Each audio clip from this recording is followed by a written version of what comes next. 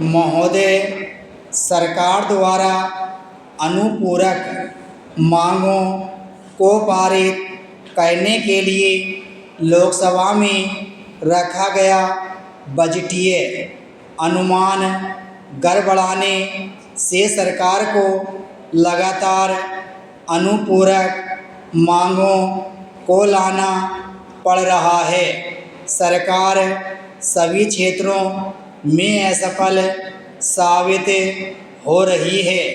यह देश की अब तक की सबसे बड़ी घोटालेबाज सरकार साबित हो गई है। सरकार के द्वारा जनहित के नाम कुछ लोगों को लाभ पहुंचाने की नीति अपनाई जा रही है। कोयला आवंटन घोटाला उसका सबसे बड़ा उदाहरण सामने आया है। 1,86,000 करोड़ रुपये की राजस्व हानि का भारी भ्रष्टाचार उजागर होने के बाद सरकार संलिप्तों को बचाने का काम कर रही है। स्वामी उच्चतम न्यायालय द्वारा सरकार को फाइलें गायब होने का संज्ञान लेने के बाद भी सरकार इस मामले में लेपापोती करती दिखाई देने से यह भ्रष्टाचार के समर्थन में कार्य कर रही है।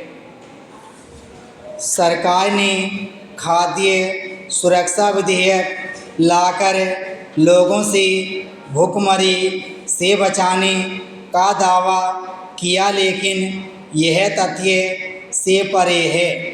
इस विधेयक के माध्यम से प्रति व्यक्ति केवल 5 किलो अनाज उपलब्ध कराया जा रहा है, जो कि नाकाफ़ी है। ऐसे में उसकी आजीविका के अन्य जरूरी आयामों को नज़रअंदाज करने का काम किया जा रहा है। आज किसान अपने परिश्रम से अनाज उगा रहा है। उसकी मेहनत के कारण देश में अधिक अनाज उत्पादन संभव हो पाया है, लेकिन उसे उसके लागत मूल्य के अनुसार लाभकारी मूल्य देने की कोई सुनिश्चित व्यवस्था नहीं है। खाद्य सुरक्षा के लिए नाम मात्र 2 या 3 रुपये में अनाज उपलब्ध कराने से किसानों के कृषि उत्पादों के दाम घटने की अधिक संभावना है।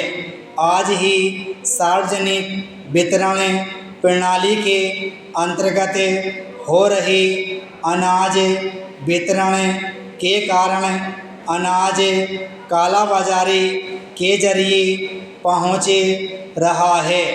फिर खाद्य सुरक्षा का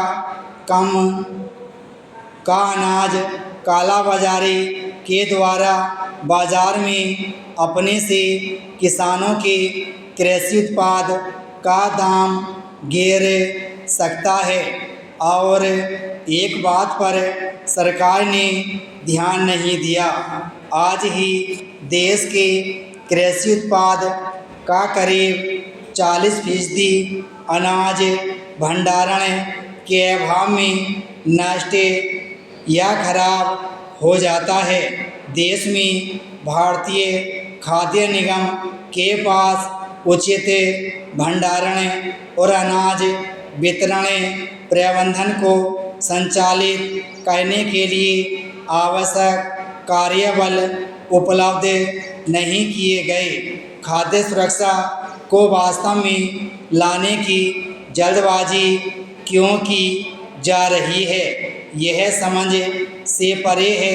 सरकार किसानों को लाभकारी समर्थन मूल्य देना सुनिश्चित करने के साथ साथ उचित भंडारण और वितरण हेतु उचित प्रबंधन की व्यवस्था करे।